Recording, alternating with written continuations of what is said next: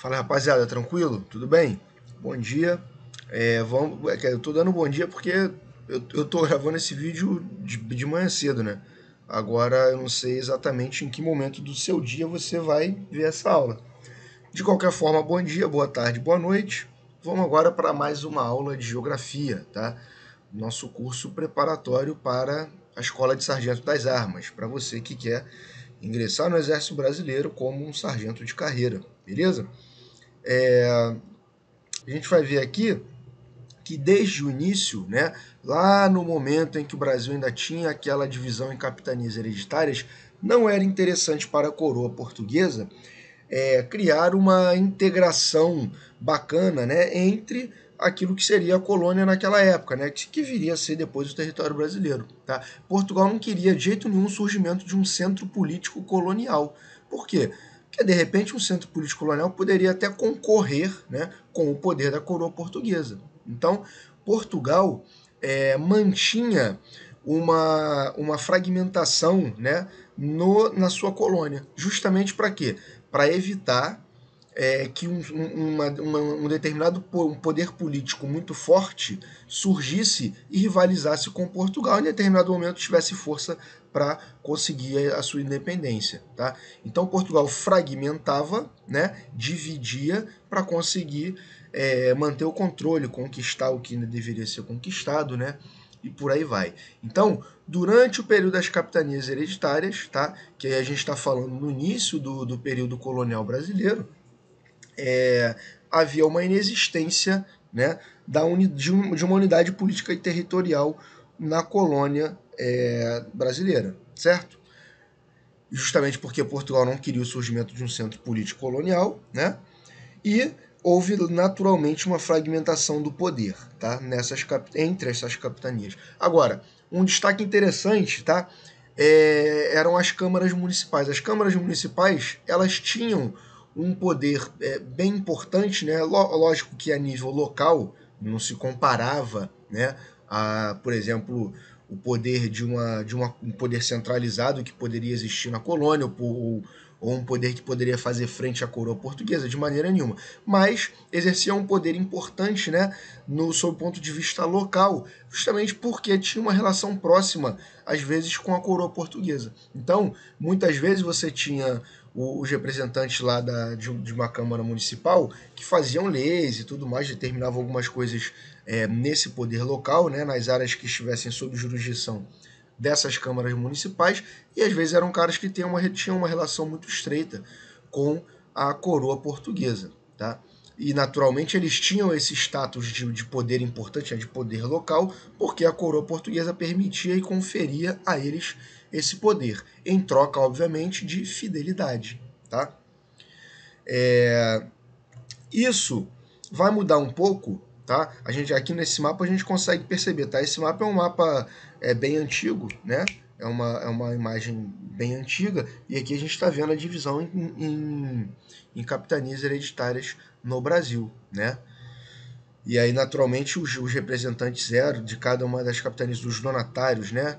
Eles eram pessoas também indicadas pelo rei. Não confunda as câmaras municipais com as capitanias, tá, gente? As câmaras municipais estavam, no caso, dentro dessas capitanias, tá bom? E aí, vamos lá. Aí, mais para frente um pouco, em 1763, tá? Em 1763, a capital do Rio de, a capital do Brasil colônia, ela passa de Salvador para o Rio de Janeiro, muito por conta da importância que o Rio de Janeiro ganha, né, como aquela cidade portuária que escoava a produção de ouro para Portugal. E aí tem também uma modificação na organização política no vice-reino do Brasil, motivada por aquilo que o Marquês de Pombal propôs naquele momento. Tá? Então, durante esse período aqui, nós tivemos essa configuração, essa organização política, tá, no vice-reino do Brasil. Observem que, nesse momento, o Brasil já tem contornos mais ou menos parecidos com o que o Brasil tem hoje, né? O Brasil já foi bem a colônia, né, brasileira, que pertencia a Portugal ainda, ela se expandiu bastante. Se a gente pegar o Tratado de Tordesilhas, estava mais ou menos aqui, onde eu estou passando aqui a setinha, né, do mouse. E isso aqui tudo já foi expansão devido a todos aqueles processos que a gente viu na última aula, beleza? Então, a partir dessa expansão, né, o Brasil, a colônia portuguesa, a colônia brasileira, né, que pertencia a Portugal, ela se torna muito maior e há essa nova divisão, tá, em capitanias, tá? Eram as capitanias da coroa, beleza? E elas eram divididas em capitanias gerais e capitanias subordinadas, tá? Eram 9 blocos, né? A gente está percebendo aqui essa divisão em blocos de acordo com as cores, tá?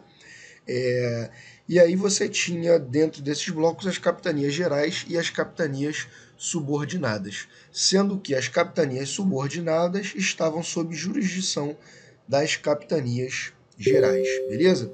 Um detalhe, as áreas de litígio com a Espanha, principalmente aqui, onde hoje nós temos a região sul brasileira, né, lá no Brasil meridional, lembrando, estou falando de sul, né, elas ficavam sob a administração direta do governo geral lá no Rio de Janeiro, lá do Rio de Janeiro. Por quê? Justamente porque por serem áreas com uma questão geopolítica muito delicada, né, por conta desse litígio com a Espanha, né, não se tinha muito bem fronteiras bem definidas nesse momento. O Tratado de Madrid já tinha até passado em 1750, mas ainda tinham questões que ainda não foram muito bem esclarecidas. Por conta disso, essas áreas de litígio com a Espanha, lá no Brasil meridional, ficavam sob a administração direta do governo geral no Rio de Janeiro. Tá? Lembrando, o Rio de Janeiro já era a capital nesse momento, beleza?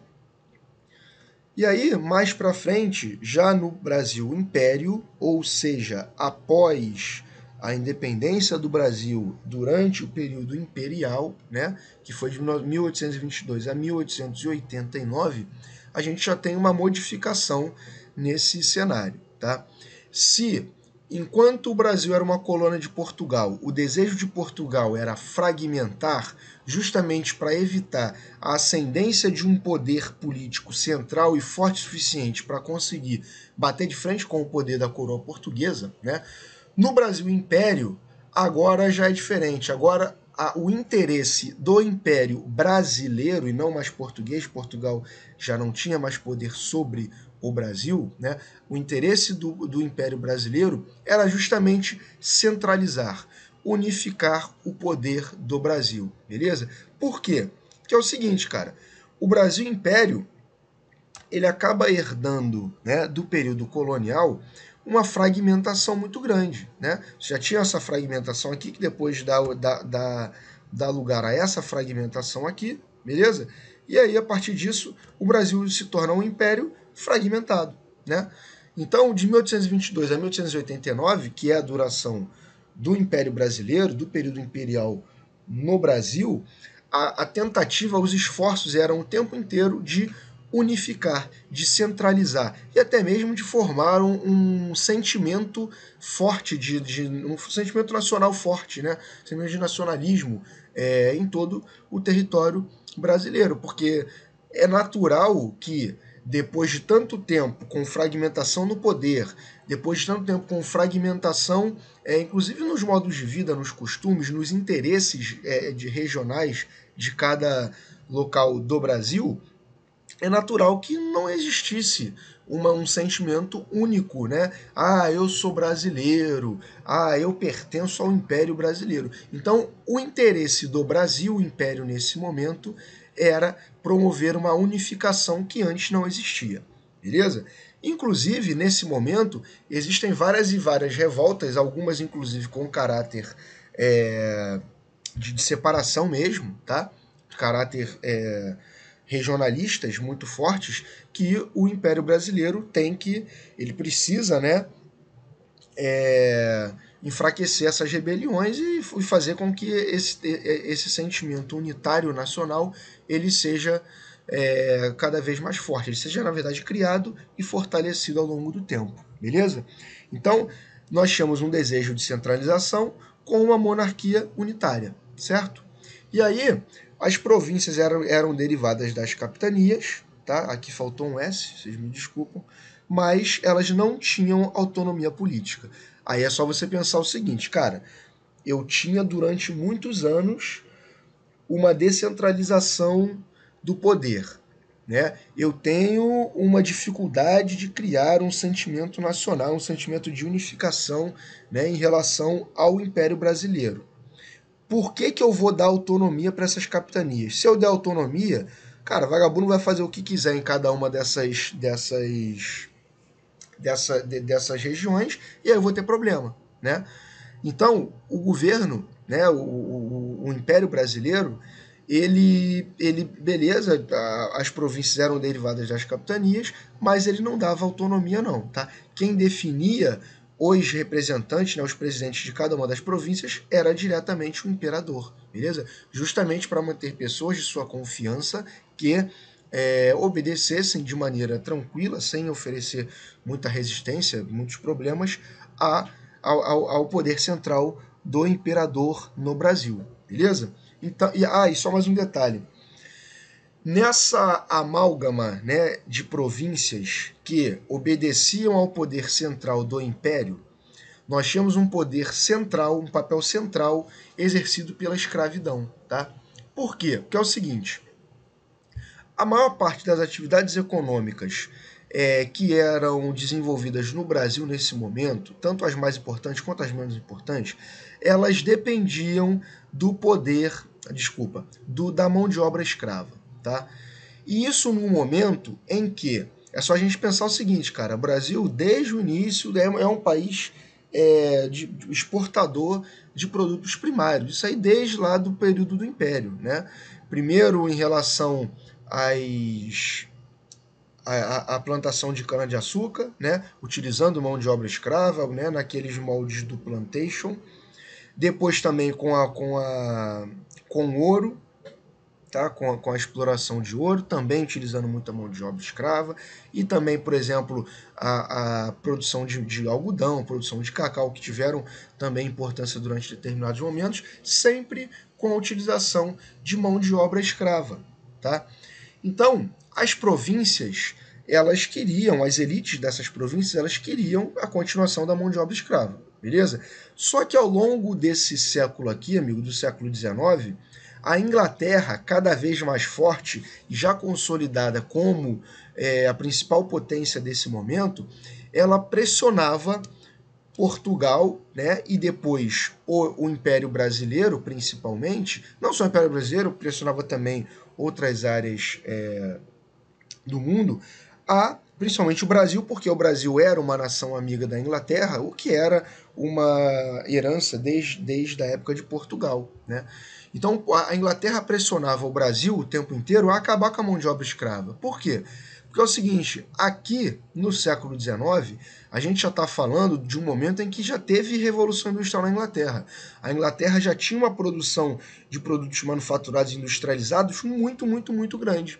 E o Brasil era um consumidor, mas poderia ser um consumidor ainda mais forte caso o Brasil abolisse a mão de obra escrava, né, e começasse a utilizar a mão de obra assalariada. Por quê, gente? Porque o trabalhador assalariado ganha o quê? Salário. Se o camarada ganha salário, ele tem um poder de consumo interessante, né? Então, em compensação, o escravo não consome, né? O escravo ele não tem salário, então ele não tem poder de consumo.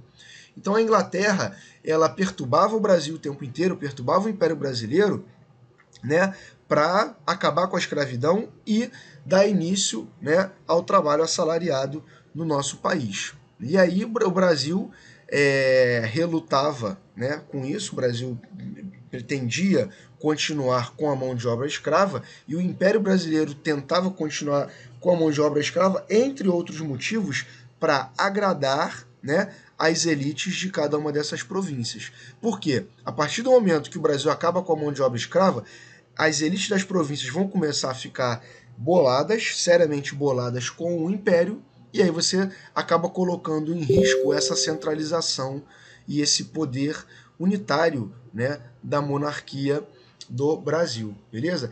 E aí, amigo, é justamente isso que acontece. A partir do momento em que a escravidão acaba no Brasil, Logo depois, nós temos também o Império ruindo, e aí acaba o período do Brasil Império, beleza? Portanto, nesse momento do Brasil Império, a gente tem como fatores principais, tá? Como aspectos principais, o desejo de centralização do Império Brasileiro, beleza? Uma monarquia unitária, beleza? E as províncias que eram derivadas das capitanias não tinham autonomia, portanto, os seus representantes eram definidos diretamente pelo Império. Agora, a galera das províncias, principalmente as elites dessas províncias, só se mantinham fiéis ao Império por conta da manutenção da escravidão. Quem ficava batendo de frente, né, com a Inglaterra e aceitando e resistindo às pressões inglesas era justamente o Império, beleza? Então, um papel muito importante, papel central da escravidão durante esse período para manter, né, esse unitarismo do Império Brasileiro, certo? Passando, né, após o Brasil Império, nós temos o início da República Brasileira, tá? E uma organização baseada nas federações, beleza? Então o Brasil passa a ser uma república e um estado federativo, beleza? Então, portanto, o modelo federativo é o modelo utilizado, tá? E os estados passam a ter muita autonomia política, beleza? Muita autonomia política mesmo, ao ponto de lá na época do café com leite, né, você ter Minas Gerais e São Paulo, né, dois estados que tinham mais poder político dominando, de certa maneira, toda a política nacional, beleza? Então, os estados passam a ter uma autonomia muito forte, tá? O que é justamente o contrário do período do Brasil Império, beleza? O que também é derivado desse modelo federativo, né? E aí é o seguinte, cara, essa autonomia dos estados, ela era baseada principalmente o quê? Nas eleições, tá? E também na existência de constituições estaduais, tá? Cada estado tinha suas próprias constituições, criadas pelos seus próprios poderes legislativos, beleza? Então isso aqui já dá pra gente a ideia da grande autonomia que os estados tinham nesse momento e passaram a ter, né, durante o período da República. Só que, em alguns momentos, existe uma oscilação nesse modelo federativo e as autonomias passam a ser mais restritas, tá? Em alguns momentos. Principalmente, né, os períodos assim são mais icônicos em relação a essa restrição das autonomias dos estados, são a época do Estado Novo, lá com Getúlio Vargas, e depois a época do período militar, né, da ditadura de 1964 a 1985. E aí essa autonomia dos estados, ela realmente passa a ser bem enfraquecida com uma interferência direta, né, do poder central em cada um dos estados. Beleza? Durante um determinado momento, tá? A princípio em 1903, com o Acre, depois que ele foi adquirido da Bolívia através do Tratado de Petrópolis, tá? Nós temos o surgimento dos territórios federais. O primeiro deles é o Acre em 1903. Tá? Depois, em algumas áreas da fronteira no Brasil, durante a Segunda Guerra Mundial, por conta de interesses geopolíticos e de afirmação da soberania nacional, afirmação do poder central do Brasil nas suas fronteiras, né, algumas áreas também passam a ser territórios federais. E uma questão interessante é que esses territórios federais, eles não tinham a mesma autonomia dos estados, tá? E eles tinham então uma influência muito maior do poder central, beleza? E depois, né, com o passar do tempo, eles foram elevados à condição de estados, né? Se tornam estados, tá bom? Pernambuco, em determinado momento, também anexa o território insular de Fernando de Noronha, beleza? Fernando de Noronha passa a pertencer ao estado de Pernambuco, isso também é uma modificação interessante que consta lá no livro, principalmente de Demetrio Magnoli, então você tem que saber isso, tá? É uma coisa que está na bibliografia.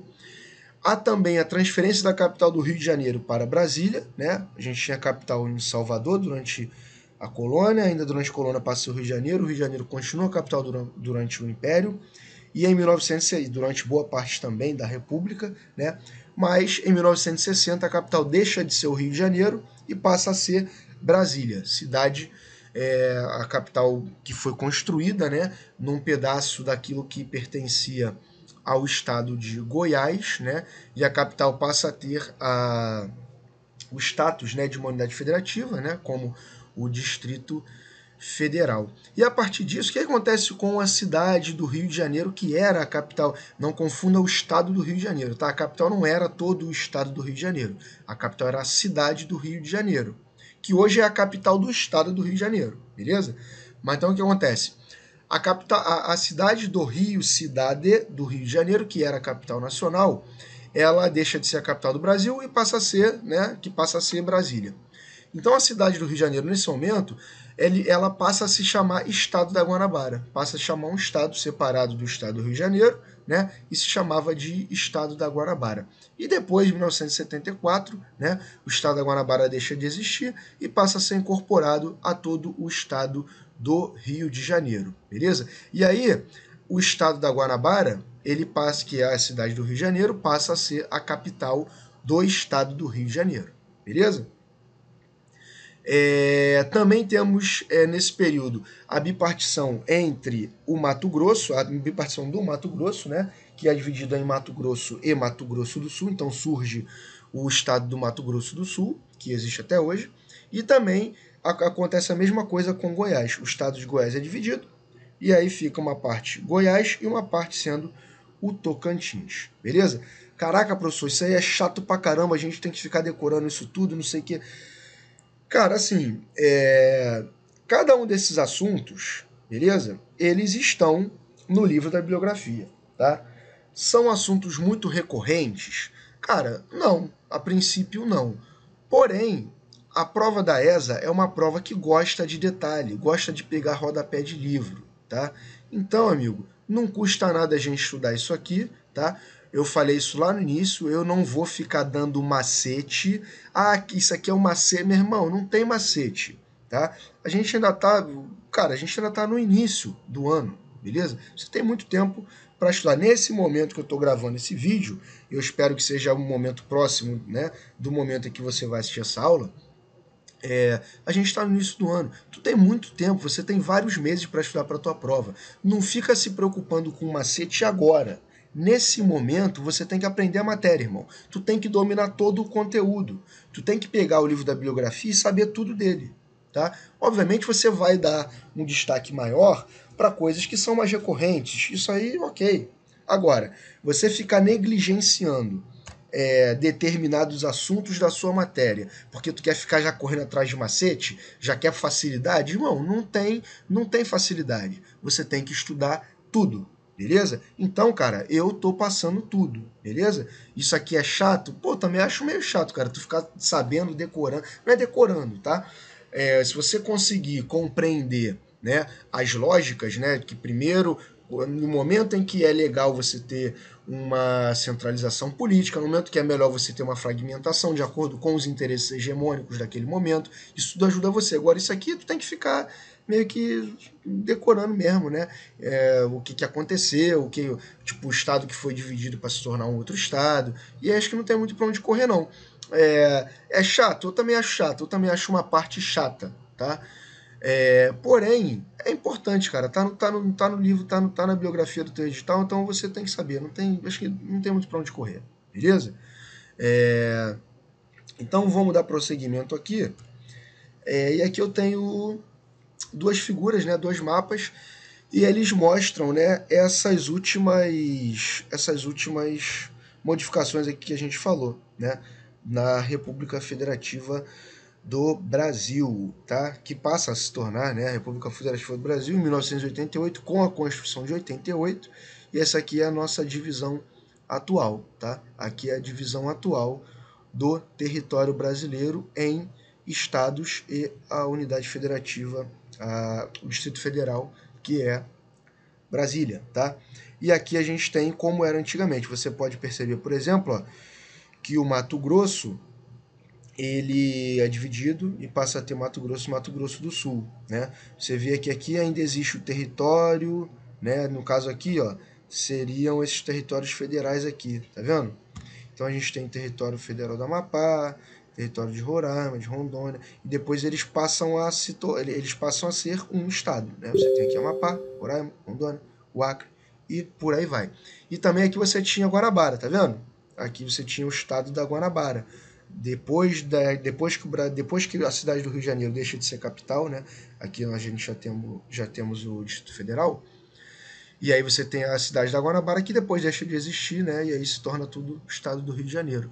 Portanto, aí, né, nós temos essa diferença entre esses mapinhas aqui do ano de 69 e de 88, né? A partir do momento da Constituição de 1988, que passa a ter, o nosso território passa a ter essa divisão territorial aqui.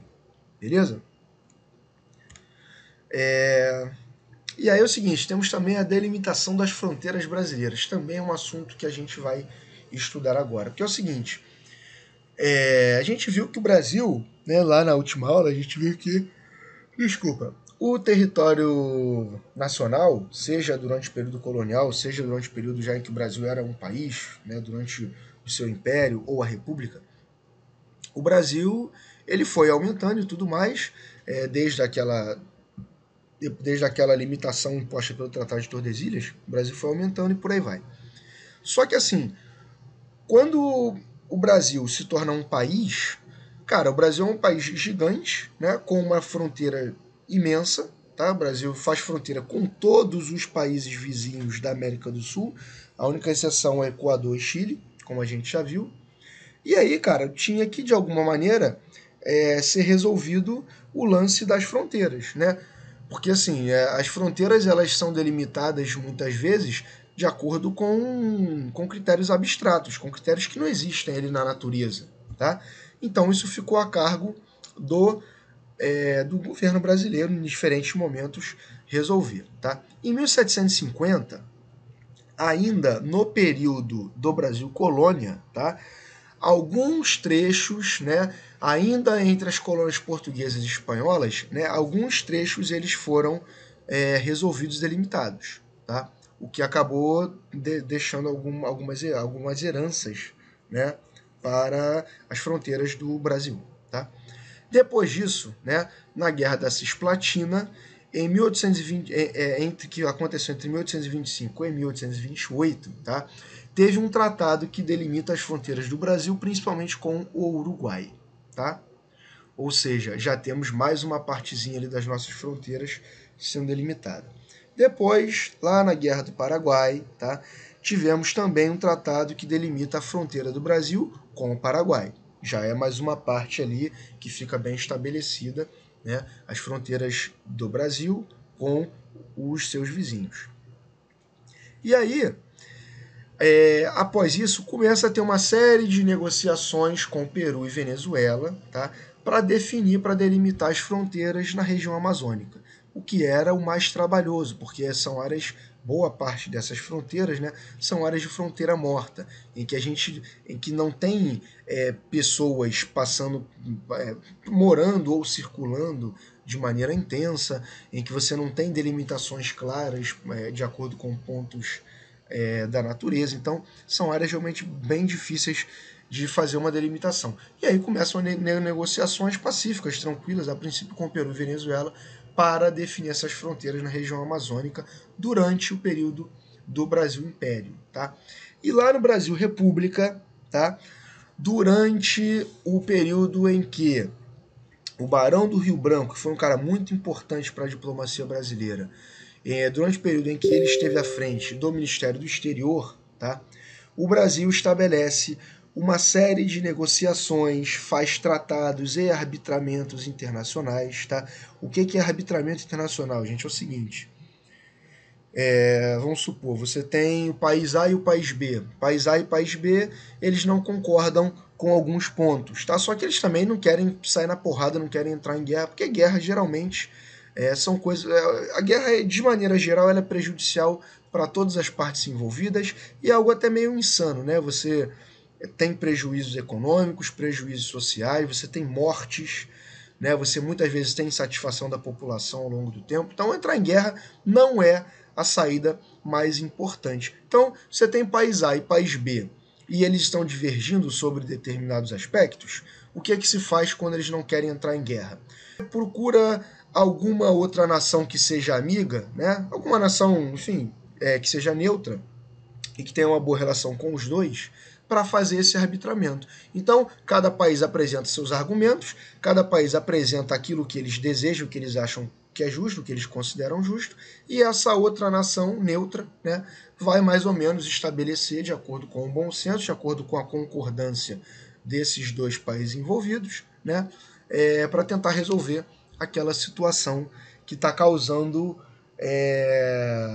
um certo desconforto, um certo litígio. Beleza? Então o Brasil, através de arbitramentos internacionais, negociações e tratados que foram feitos durante, né, o período em que o Rio Branco esteve à frente do Ministério do Interior no Brasil, né, define as demais fronteiras. E aí, amigo, a partir desse momento, né, que era mais ou menos de 1912, assim, o Brasil já tinha todas as suas fronteiras muito bem definidas, tá? O que era uma coisa bem interessante, tá? No contexto latino-americano, de países jovens, como era o caso dos países latino-americanos, foi uma coisa bem interessante para o Brasil, tá?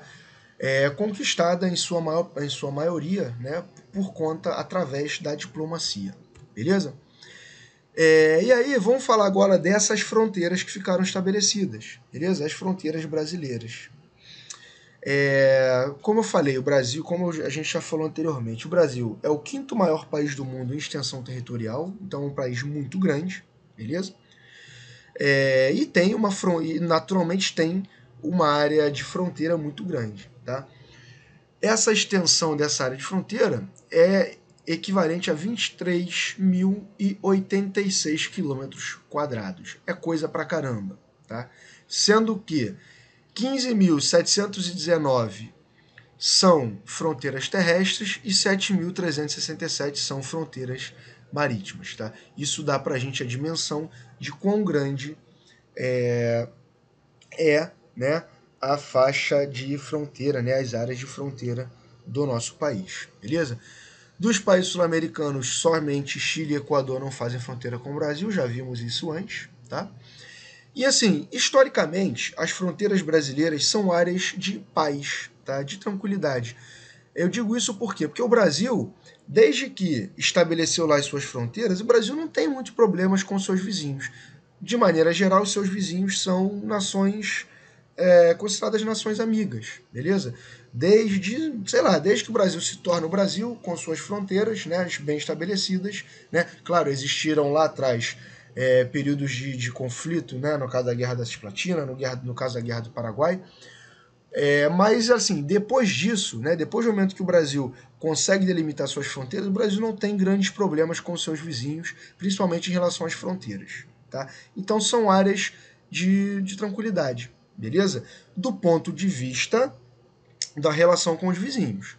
Agora, as fronteiras brasileiras, embora não tenham litígio com nossos vizinhos, elas são áreas problemáticas, são muito importantes e também são problemáticas por conta de um outro motivo. Que motivo é esse?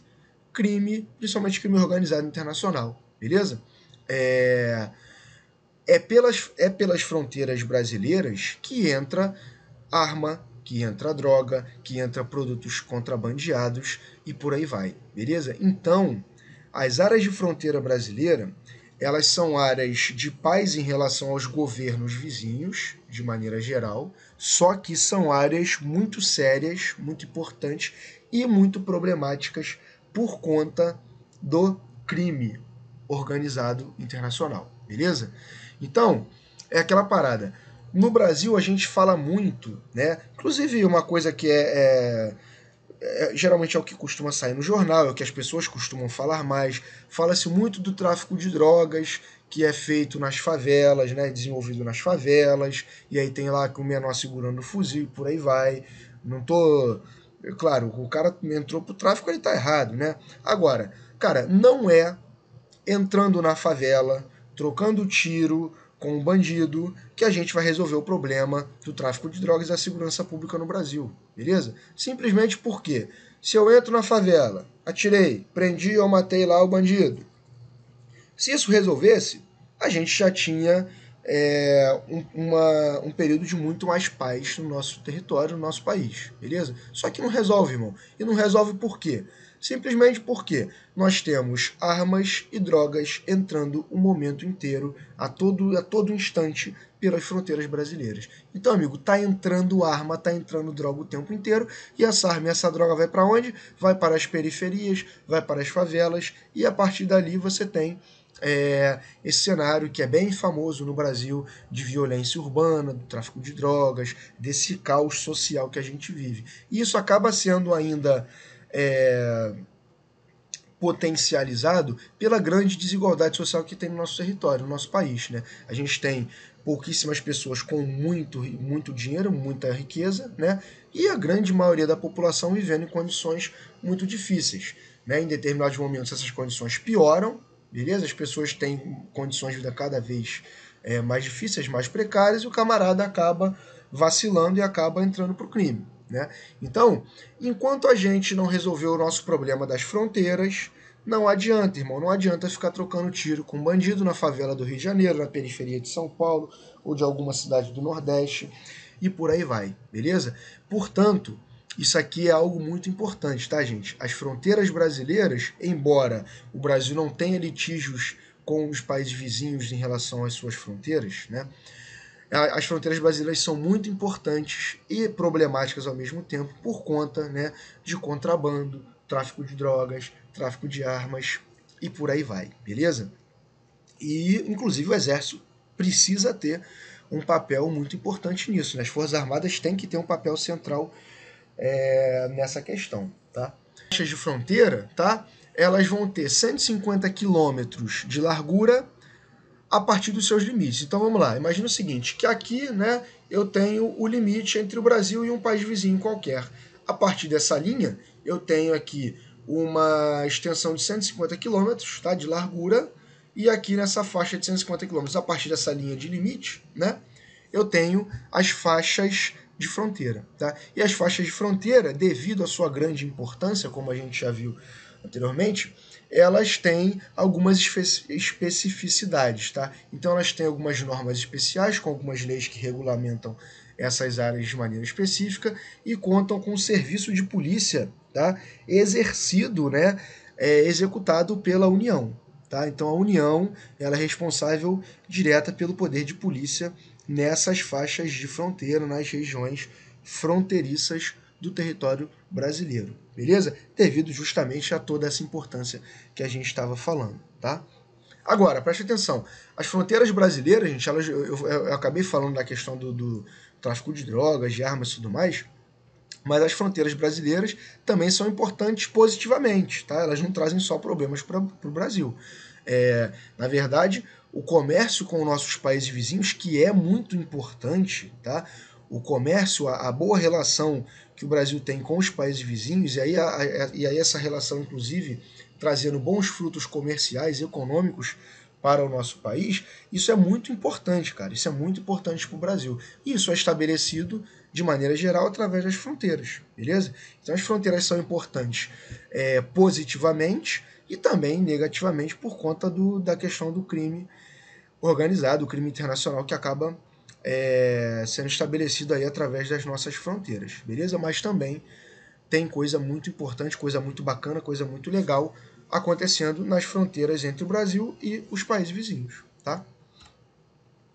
Vamos falar agora sobre as fronteiras marítimas, tá? E aí a gente tem aqui alguns conceitos muito importantes, tá?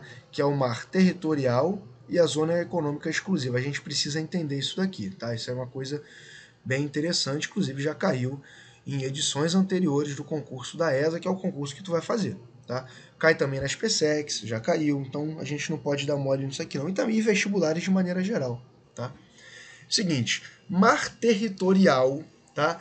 É um espaço de 12 milhas náuticas a partir da linha de base, tá? Ou seja, um determinado país, um determinado estado, tem como seu mar territorial, né, um espaço de 12 milhas náuticas a partir da sua linha de base. Linha de base, gente, é o seguinte, de maneira bem simplista, tá? Linha de base é o local onde é o local até onde a água vai nos períodos no momento de maré baixa, tá? Então é o seguinte, a maré alta vem até aqui. Imagina que isso aqui seja o território, seja ali o litoral do país, tá? Com a maré alta, a água vem até aqui, né? Com a maré baixa, a água geralmente vem até aqui, um pouquinho, recua um pouquinho. A partir desse lugar aqui onde está a maré baixa, nós temos a linha de base. E a partir da linha de base, nós temos 12 milhas náuticas sendo o mar territorial desse determinado estado, beleza?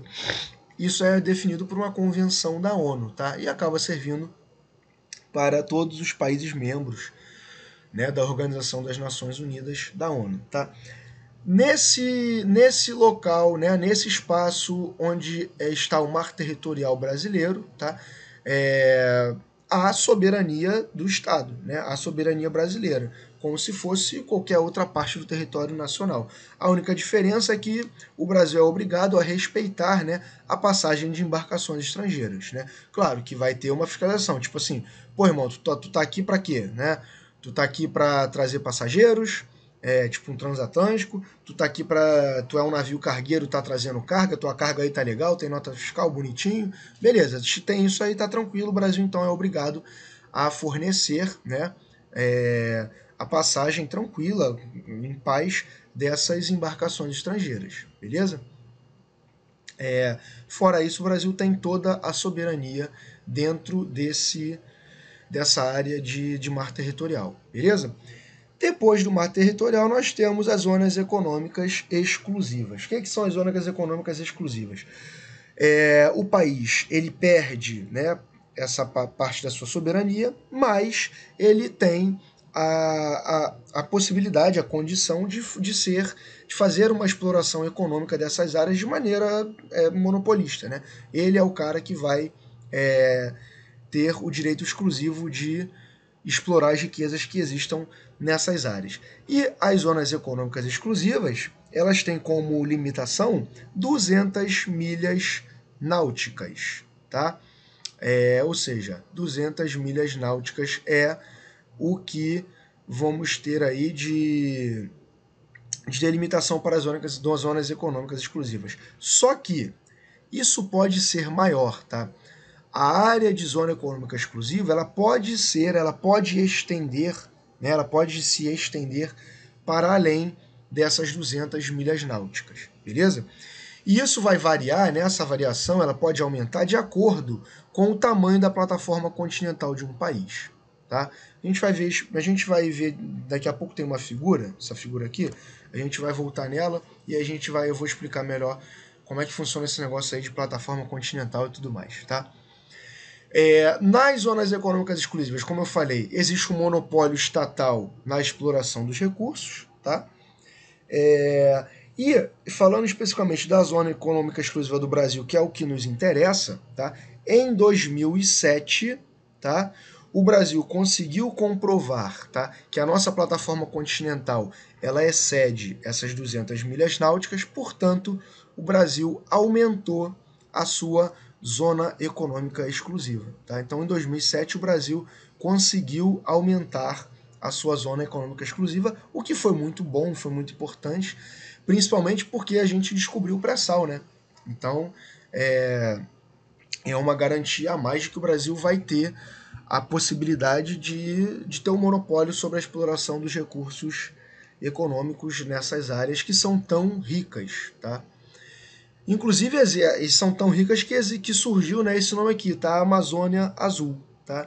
Amazônia Azul é o nome dado, tá, a todo esse patrimônio brasileiro no Oceano Atlântico, todo o patrimônio brasileiro que existe no nosso litoral, beleza?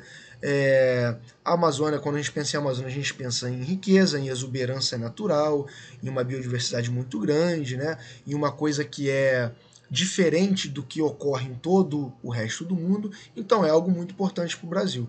Então esse nome de Amazônia Azul, ele serve justamente para denotar, para significar toda a importância que o nosso litoral tem também para o nosso país, beleza?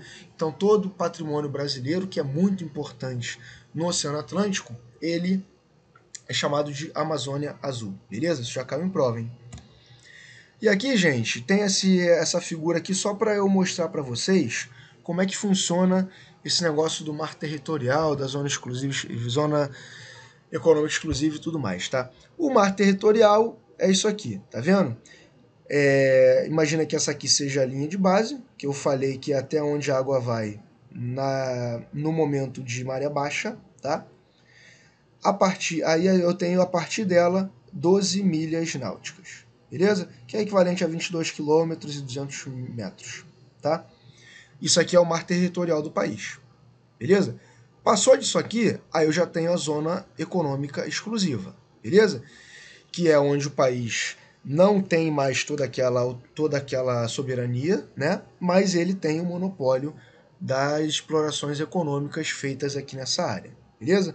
E isso aqui tem 200 milhas náuticas, a não ser que o país consiga comprovar que a sua plataforma continental é maior, beleza?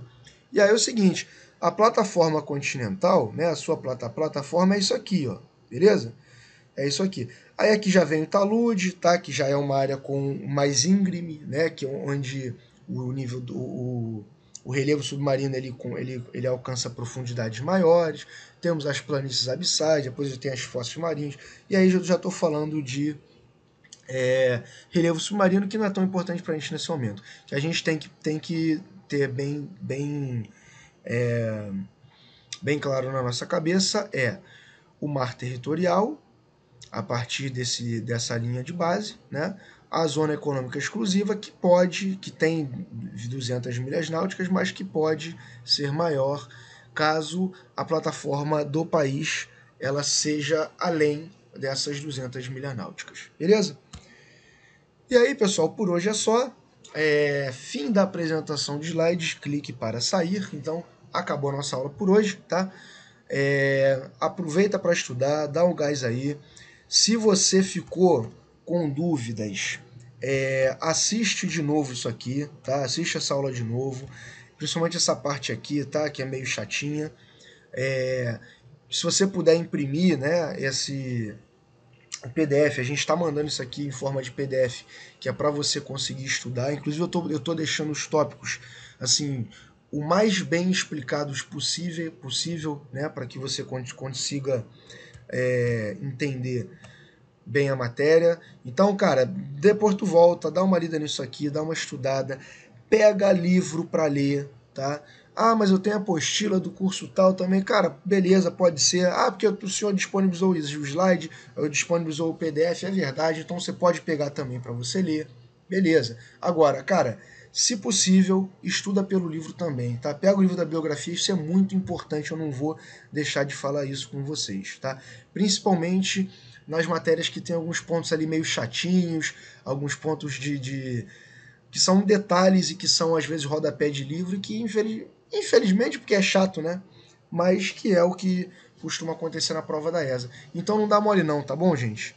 Dá o gás aí, estuda, pega o slide, relê, assiste a aula de novo, pega o livro, beleza? Para você conseguir dominar bem esse e todos os outros conteúdos, tá bom? Um abraço, até a próxima. Fica com Deus aí, galera. Valeu!